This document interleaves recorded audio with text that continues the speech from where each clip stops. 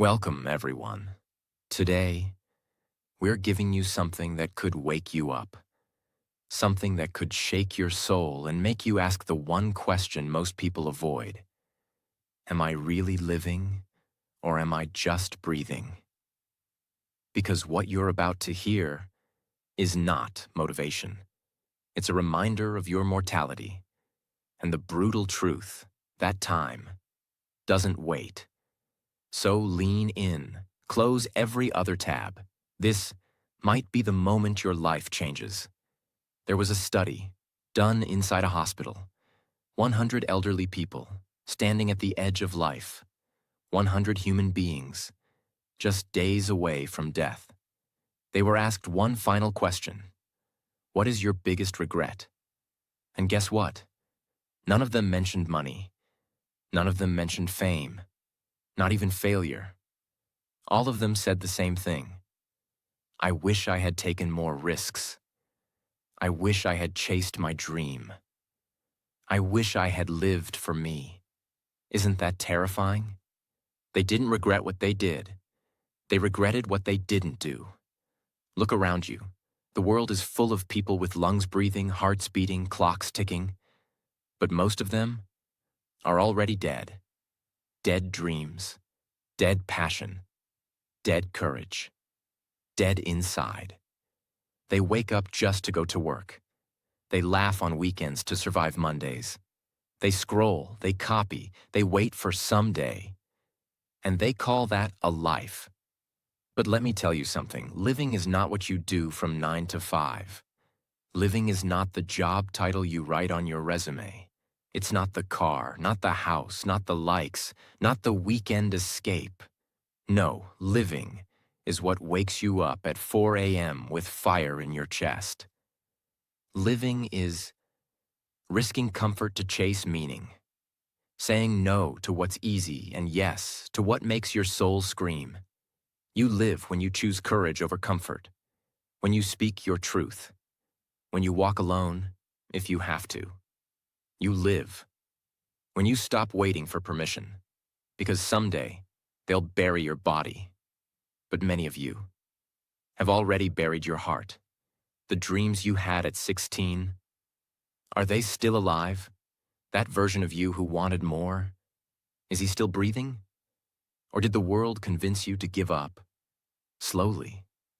Listen to me. You only get one life, one shot. And the saddest part? Most people will die without ever living it, but not you. Because today, you're going to learn exactly how to live. Stay with me. What comes next will change you. This video will also help you improve your English and change the way you see life. Subscribe now, and let's begin. Chapter 1. Perception and Psychology. Change your mind, change your life. Most people are not trapped in a job, not trapped in poverty, not even trapped in their circumstances. They are trapped in their own mind. If your perception is broken, your whole life feels broken, even when nothing is. And if your perception is clear, you can walk through fire and still feel like you're free. The first secret to truly living, not just surviving, is this. You must reprogram the way you see the world. What is perception? Perception is not reality, but it shapes your reality. Two people can live the same day. One calls it a disaster. The other calls it a lesson. One sees failure and breaks. The other sees failure and builds. One sees a heartbreak and gives up on love. The other sees heartbreak and realizes what they truly value. So the question is never, what happened to you? The question is, what meaning did you give it? That meaning, that story you tell yourself, becomes your life. Imagine this. Two kids grow up in the same house. Their father is abusive, angry, cold, never said, I love you. Years later, the first child says, I'm this way because of my dad. He ruined my life. I'm angry, afraid, and broken. The second child says, I'm this way because of my dad. He taught me who I never want to become. So I became kind, patient, and gentle. Same house, same pain, different perception. That's the power of psychology. That's the power of the human mind. You can either let your pain define you, or you can use it to design you. Everything you see is filtered through the lens of your past beliefs. If someone compliments you, but your lens says, "I'm not worthy," you'll reject it. If someone loves you, but your lens says, "I'm not lovable," you'll sabotage it. So the real enemy isn't the world, it's the lens. Fix the lens, and the whole world looks different. This is why people with nothing can be grateful, and people with everything can still be depressed. It's not what you have, it's how you think. You don't see the world as it is. You see it as you are. If your internal world is full of fear, then even kindness feels suspicious. Even opportunities feel like traps. But if your internal world is full of clarity and purpose, then even failure feels like growth. Even endings feel like beginnings. You want to live fully? Fix your perception. And how do you do that? The 3 powerful shifts to change your psychology. 1. Ask better questions. Stop asking, "Why is this happening to me?" Start asking, "What is this trying to teach me?" 2. Interrupt the negative story. Whenever you hear yourself say, "I'm not good enough," "People like me don't succeed," "I always fail," stop, breathe. Say, "That's just a story. I can write a better one." 3. Surround yourself with better mirrors. You believe what you hear the most. If you're surrounded by small thinkers, negative people, or fearful voices, you'll start to shrink. But if you surround yourself with those who believe in something bigger, you'll start to grow. You want to live a real life? You want to wake up and feel alive again? Then stop waiting for the world to change. Start by changing your mind. Because the prison you're in, most likely you built it. And the freedom you crave, it begins with how you choose to see. Everyone dies, but not everyone rewrites the story in their mind. Start there. Live begins in the brain. Chapter 2. Relationship Dynamics. Who you keep shapes who you become. Let me ask you something personal. When you walk into a room full of your so-called friends, do you feel seen? Do you feel inspired? Or do you feel like you need to shrink yourself to be accepted? Because the truth is, you don't just grow by yourself, you grow through who you're around. There's a famous truth in psychology. You become the average of the 5 people you spend the most time with. So look around. If they're negative, scared, bitter, complaining, you will become that too, even if you're not like that now. If they laugh at your dreams, you'll start to feel like your dreams are too big. If they secretly hate you but still hang out with you, you'll start to question your own worth without even knowing why. Relationships shape identity.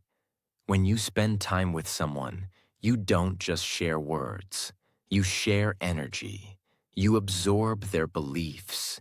You imitate their habits. You mirror their standards. If you're surrounded by people who normalize laziness, you'll feel guilty for being ambitious. If you're around people who mock healing, growth, or deep thinking, you'll start to feel stupid for wanting to evolve. That's not friendship. That's slow poison. Growth has a price, and that price is often loneliness. For a little while. But let me be brutally honest with you. If you don't leave the wrong people, you'll never find the right ones. You'll stay trapped in average, in guilt, in circles that celebrate the past, but never build the future. You don't have to hate them. You don't have to fight them. You just have to outgrow them quietly. And you will. A young woman wants to become a writer, but all her friends joke, "Oh, so now you think you're going to be famous? Come on, you can't even write a birthday card properly." She laughs along and stops writing. She meets new people, authors, creators, dreamers. They say, "You should write that. That's a brilliant idea. Let's help you start." In 2 years, she becomes a published author. Same talent, same girl, different circle. 1. Audit your circle. Ask this for every person in your life. Do they expand me or shrink me? Do I feel alive after talking to them or emotionally drained? Would my future self thank me for keeping this connection? 2. Stop forcing loyalty to dead energy. Loyalty is beautiful, but only when it's mutual. If you're always the one giving, supporting, saving, but they're never there when you need them, that's not loyalty. That's self-abandonment. 3. Choose alignment over history. Just because you've known them for 10 years doesn't mean they still belong in your next 10. Choose people who align with your future, not those who are comfortable with your past. You are not meant to carry everyone with you. Some people are chapters, some are whole books, and some are just footnotes. If you want to live, truly live, you must protect your energy like your life depends on it. Because it does. Everyone dies, but not everyone chooses who they walk with. Choose wisely, and your life will feel like a rising flame instead of a fading light. Chapter 3. Don't try so hard. Let go to set yourself free. There is a hidden pain in modern life.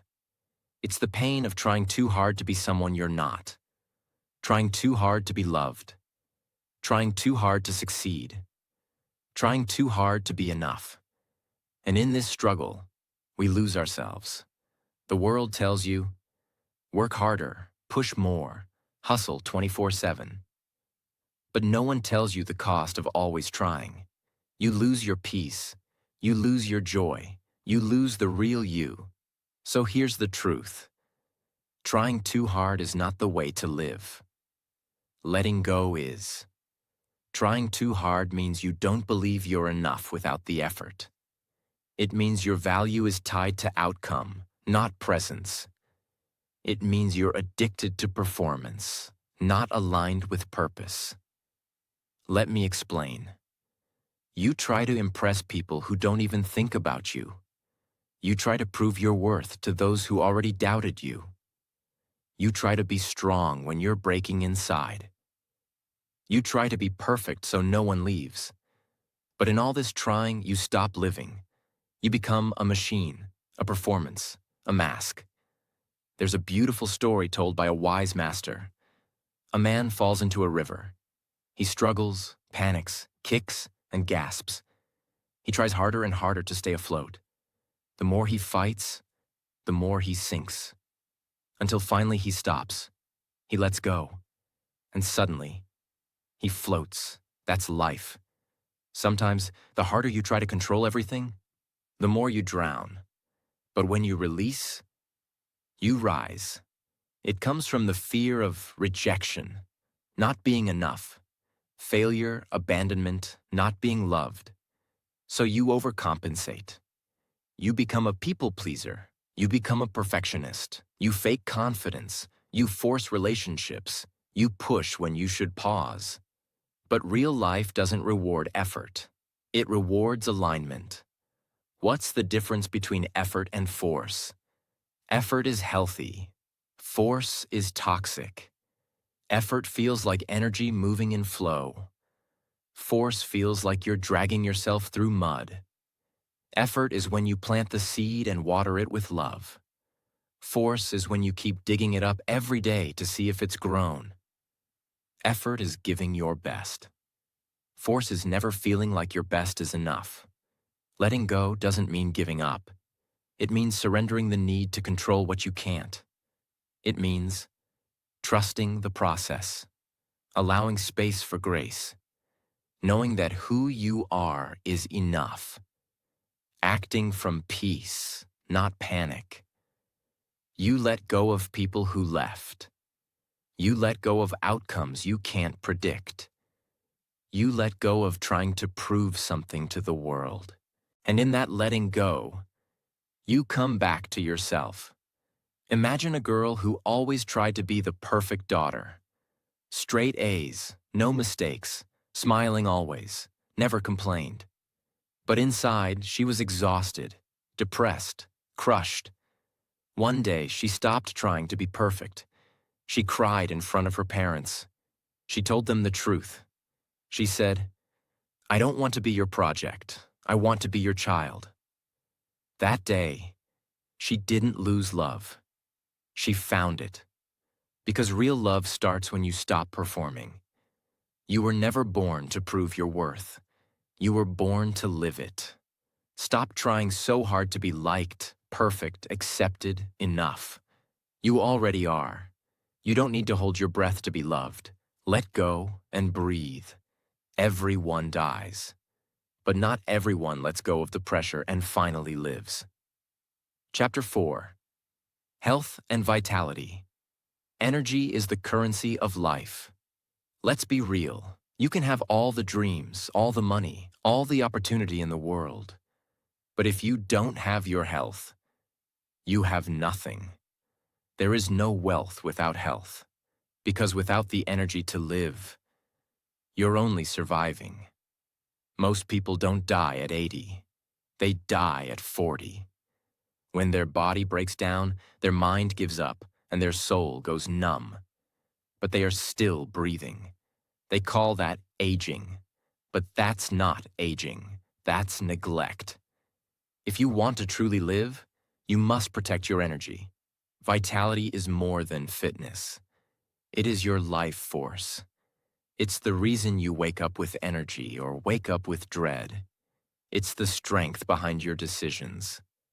It's the spark in your eyes, the glow in your skin, the sound of your laughter. And without vitality, life feels like a prison. Let's talk about what's draining you. Processed food that makes your brain foggy. Screens that steal your sleep. Sedentary living that weakens your muscles. Negative thoughts that poison your nervous system. Shallow breathing that limits your oxygen. Relationships that drain your emotional energy. Lack of sunlight, movement, joy. Most people are not tired because of too much work. They are tired because of too little life. They eat lifeless food, live under fluorescent light, sit for 10 hours and scroll for 5. Then they wonder why they're anxious, inflamed, exhausted, and numb. That is not living. That is slow self-destruction. To live a full life, you must take care of all 3. 1. Body. Move every single day, not to lose weight, but to feel alive. Drink water like it's sacred, because it is. Eat real food from the earth, not from a factory. Your body is your home. If you don't clean it, move it, and fuel it, it breaks down. 2. Mind. Your mental diet matters as much as your food. Garbage in, garbage out. Feed your mind with peace, not panic. Read things that expand you. Rest deeply. Think clearly. A calm mind gives birth to a clear life. 3. Spirit. Do you make space for your soul? Do you ever just sit in silence and listen? Breathe deeply. Go outside. Meditate. Pray. Write. Disconnect to reconnect. This isn't spiritual talk. This is real medicine for a tired soul. A successful man earning 6 figures, working 16 hours a day, always on flights. One day he collapsed at his desk. Doctors said, "You're healthy, but completely burnt out." He had money, but no energy. He had status, but no sleep. He had respect, but no peace. He quit for 6 months, started walking in the morning, stopped drinking, ate food that didn't come in plastic, read books, slept, played guitar again, and he said, "This is the first time in 15 years I feel like I'm actually alive." How to build vitality. Starting now. Sleep 7 to 8 hours every night, non-negotiable. Move your body daily. Even a 20-minute walk will change your mood. Eat more plants, fewer chemicals. Food is fuel. Drink more water. Your brain needs hydration. Breathe deeply. 5 times a day. Close your eyes and inhale fully. Limit screens. Don't let blue light steal your light. Connect with nature. It's not a luxury, it's a necessity. Protect your energy, physically and emotionally. If you don't make time for wellness, you'll be forced to make time for illness. This life is short, and your body is your vehicle for living it. So treat it like your only home. Because it is. Everyone dies. But not everyone protects their energy so they can fully live. If you want to go far, take care of the machine that will carry you. Chapter 5. Discover your life's task. Why you were born. There is something worse than failure, worse than heartbreak, worse than poverty. It is this: living your entire life without ever discovering why you were born. Most people wake up, go to work, come home, scroll through a screen, eat, sleep, repeat. Years pass, and one day they whisper to themselves, "Is this all there is?" They had a fire inside them, a calling, a spark, but they buried it under society's expectations, and now they're surviving a life they never truly chose. Your life's task is the one thing only you can do. It is your unique contribution to the world. The thing that uses your pain, your talent, your past, your passions, your voice. It's not always a job. It's not always something you get paid for. But it is something that gives your life meaning. A person with no task becomes empty. A person with a task becomes invincible. Most people never find it because they were told, get a safe job. Be realistic. Follow the rules. Don't dream too big. So they traded their gift for a salary. They traded their genius for approval. And now they wonder why they feel hollow inside. It's not because you're broken. It's because you're not aligned. Here are 5 powerful questions to ask. 1. What did I love doing as a child, before the world told me what success is? Go back to what made time disappear. 2. What comes easily to me but seems hard for others? That is your natural zone of genius. 3. What problem am I obsessed with solving even for free? That is your heart's direction. 4. What pain have I survived that I want to help others overcome? That is your emotional calling. 5. If money didn't exist, what would I spend my life doing every day? That is your soul's truth. Write these down. Think deeply. Your purpose isn't lost. It's waiting for you to remember. Don't think you must find it at age 20 or 30. Some people discover it at 50, some at 70. There is no deadline. But there is one rule. If you don't search for it, you'll die with it still inside you. And that is the real tragedy. This world doesn't need more copies. It needs people who come alive. You were not born just to pay bills and die. You were born to build, to express, to heal, to speak, to invent, to inspire. Everyone dies, but not everyone finds out why they lived. Find your task, then give your life to it. That is how you become eternal. Chapter 6. Financial Intelligence. Money doesn't buy life, but it builds freedom. Let's be honest. Money isn't everything, but it touches everything that is. Your health, your relationships, your time, your peace, your ability to give, to create, to explore, to live. All of it depends, in some part, on money. People who say money doesn't matter usually don't have to worry about it. The truth is, financial ignorance kills dreams. Financial intelligence sets you free.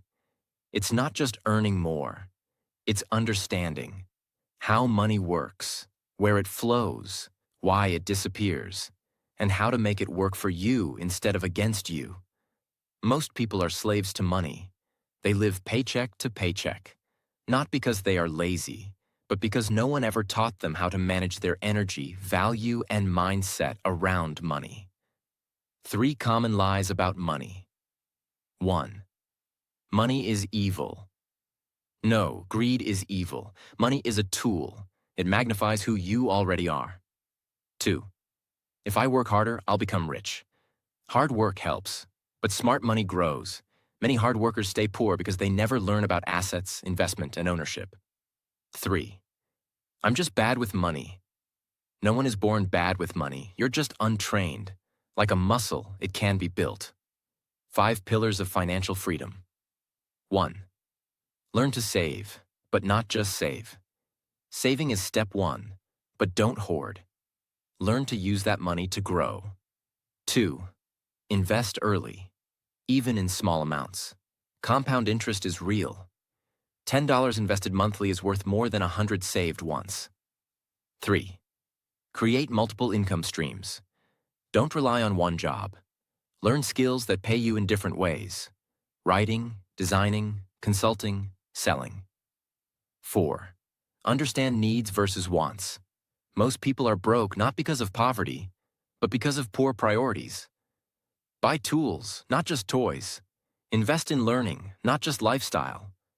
5. Let money serve you, not control you. Use money to buy freedom, not to impress strangers. Don't be afraid to talk about money. The more silent you are about money, the more shame you build.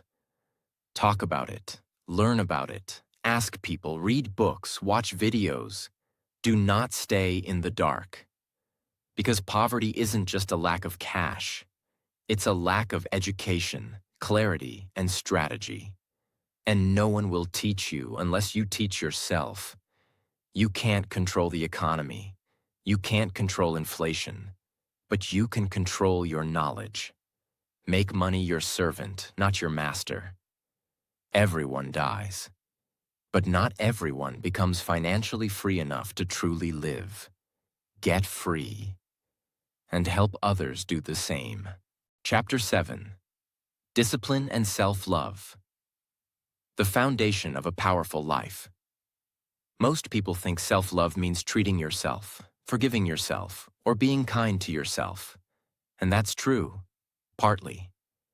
But the real self-love is much harder. The real self-love is called discipline. Because you can't love yourself fully if you keep breaking the promises you make to yourself. What is discipline? Discipline is not punishment. It is the highest form of respect you can give to yourself. Discipline means showing up when it's easier to quit, saying no when temptations whisper yes, choosing your long-term growth over short-term pleasure, keeping your word even when no one's watching. People who lack discipline often say, "I'll do it tomorrow. I'm just not motivated. I'll start next week." But people with discipline, they act even when they don't feel like it, because they understand. Motivation starts you. Discipline builds you. Self-love is not just bubble baths and positive quotes. It is being honest with yourself. It is setting boundaries. It is saying, "I deserve more, and I will not settle for less." It is choosing foods, people, routines, and habits that honor your future self.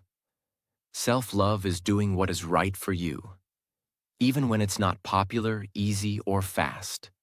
If you say you love yourself but you keep destroying your body, keep wasting your time, keep entertaining disrespect, keep lying to yourself, then that is not love. That is self-abandonment. Every time you wake up early to pursue your goals, you are loving yourself. Every time you go to the gym, eat clean, and push through discomfort, you are loving yourself. Every time you say no to toxic people, you are loving yourself. Every time you sit down and study when you'd rather scroll, you are loving yourself. Discipline is love, not restriction. It is protection. Imagine an alarm clock rings at 6 a.m. A person has two choices: hit snooze, stay in bed, feel guilty later, and rush through the day. The difference is not in talent, intelligence, or luck. It's in discipline. Getting up when you said you would, that is self-respect. That is self-love in action.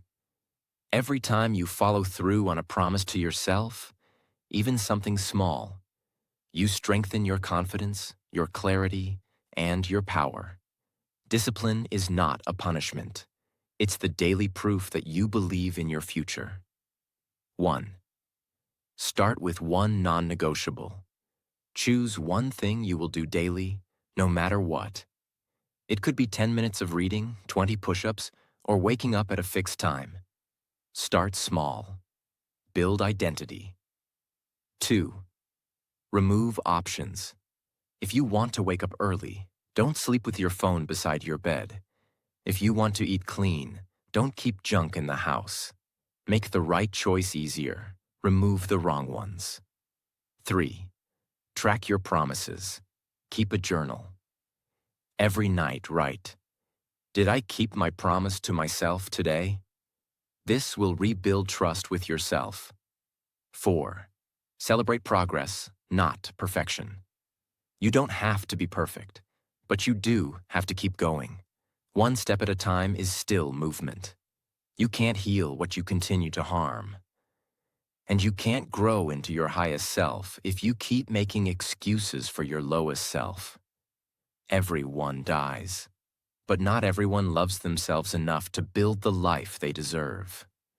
If you want real power, real confidence, real freedom, start with discipline.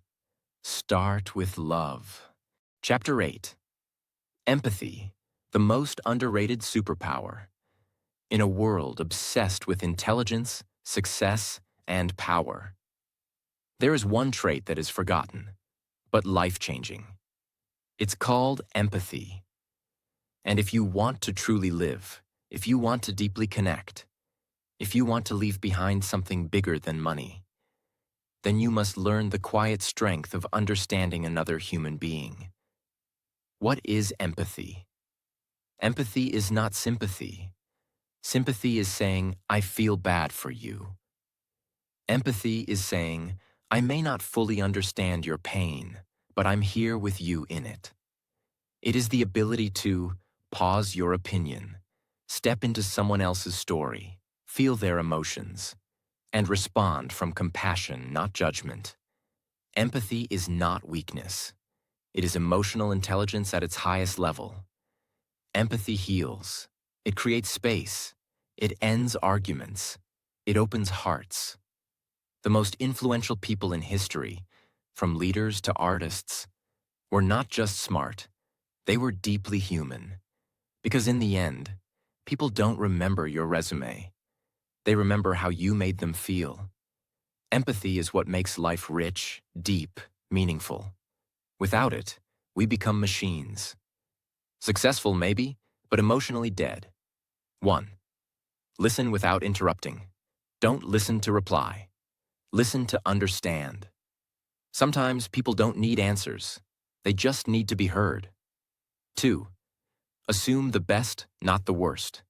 When someone is cold, maybe they're hurt. When someone is angry, maybe they're scared. Try to see their humanity before you label their behavior. 3. Ask real questions. Are you okay? Do you want to talk about it? What can I do for you? These simple words save people. 4. Empathize with yourself too. Don't just show compassion to others. Be gentle with yourself. Forgive yourself. Understand your own wounds. You can be successful, wealthy, and admired. But if you're cold, arrogant, and selfish, you're not living. You're performing. True living happens in relationships, and relationships grow through empathy. That's how you build love. That's how you become someone worth remembering. The strongest people are not those who hurt the most. They are those who understand the most and still choose kindness. So speak softly, listen deeply, feel openly, because one day it could be you on the other side. Everyone dies, but not everyone chooses empathy. Not everyone becomes a healer in a world of hurting people. But you can. And that is how you truly live. Chapter 9. Focus on yourself. Not the noise, not the crowd. There is a voice inside you that knows what to do. It's quiet, it's calm, it's honest, but it often gets drowned out by opinions, by pressure, by comparison, by noise. Most people never become who they are. They only become what the world told them to be. Because instead of focusing on themselves, they focus on the crowd. And that's the first step to dying before your time. It does not mean becoming selfish. It does not mean ignoring people or isolating yourself. It means building your life around your own values, not society's trends. Measuring your growth based on your own path, not someone else's timeline. Working in silence, healing in private, and living in alignment. Even when no one claps. In the age of social media, people compare their real life to someone else's edited highlight reel.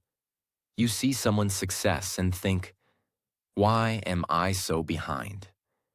But you don't see the debt they're hiding, the anxiety they're carrying, the truth behind the photo.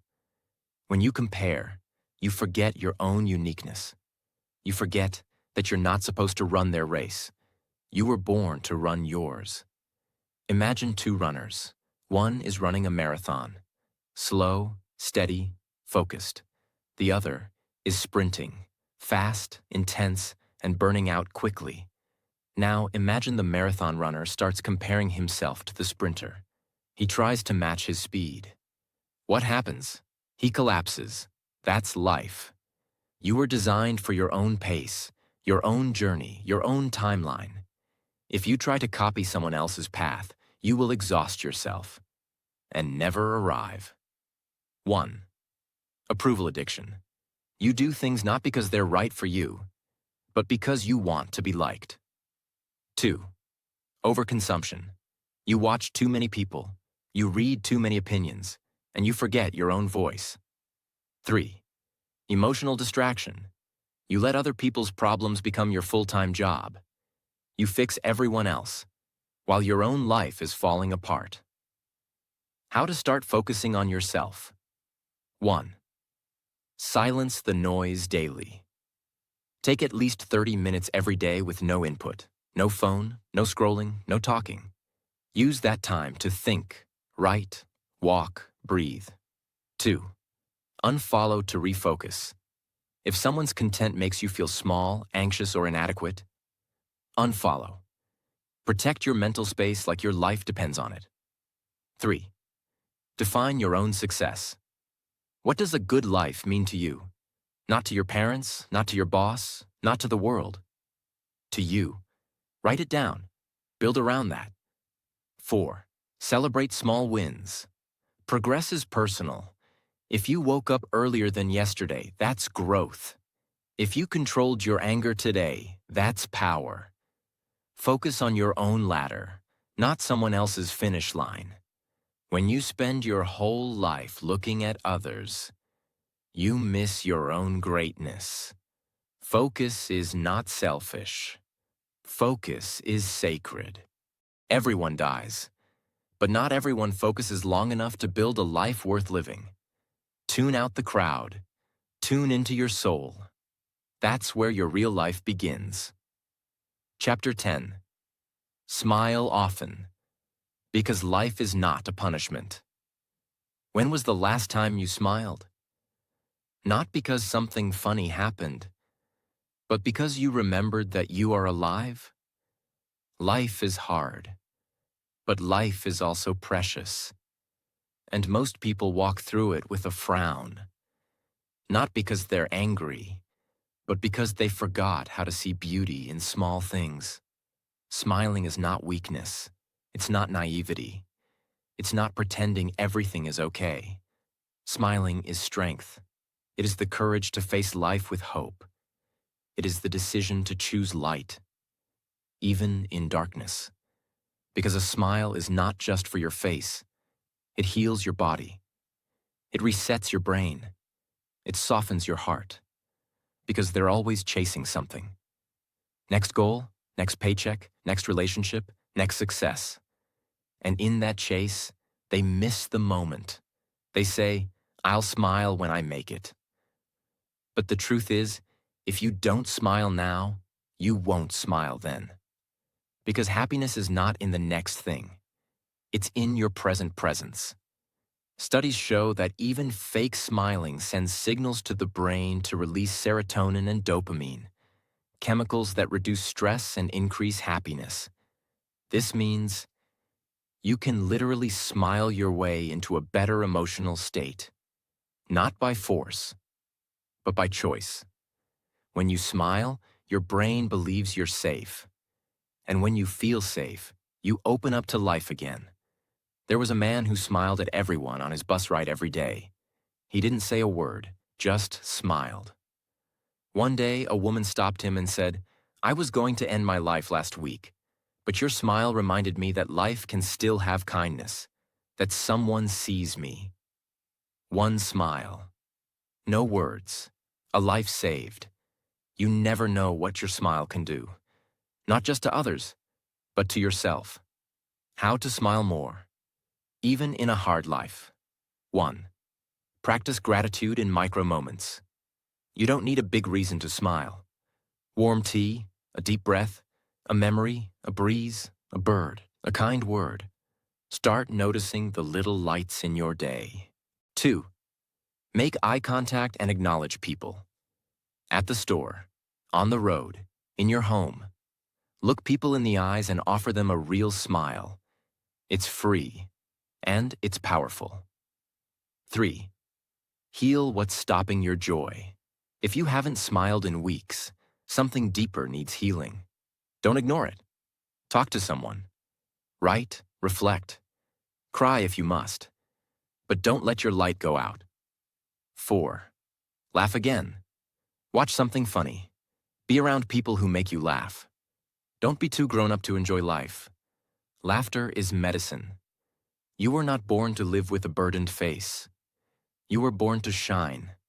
Don't let the pain of life steal the joy of being alive. Smile, not because everything is perfect.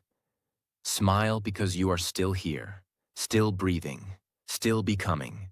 Everyone dies, but not everyone smiles while they're still alive. Be the one who does. Because a smiling soul is a living soul. Listen carefully. This life is not a rehearsal. This is the real thing. No second take, no backup copy, no guarantee of tomorrow. And most people, they live like they're going to live forever. But they're not. They wait. They delay. They hide. Waiting for the right time. Waiting for permission. Waiting for confidence. But the truth is, you don't need more time. You need more courage. Courage to be who you really are. Courage to love again. Courage to walk away from what's killing your soul. Courage to take risks. Courage to start now. You came to this world for something, and deep down, you know it. So stop wasting your life just being alive. Live like you mean it. Live like you're on fire inside. Live like your story will outlive you. And if today is the day you woke up, then promise yourself this. From this moment on, I will live wide awake. I will not die with my dream still inside me. I will not leave this world quietly. I will live fully, deeply, loudly, truly, because I was not born to be forgotten. That's how you live. That's how you become immortal. If this video shook something inside you, if it reminded you of your power, your pain, your purpose, then this is just the beginning. Hit that subscribe button for your future, for the life you're about to build from this moment on. We're building something here, a world of people who don't just survive, but truly live. Join us, because everyone dies, but not everyone lives. Now it's your turn. Go live.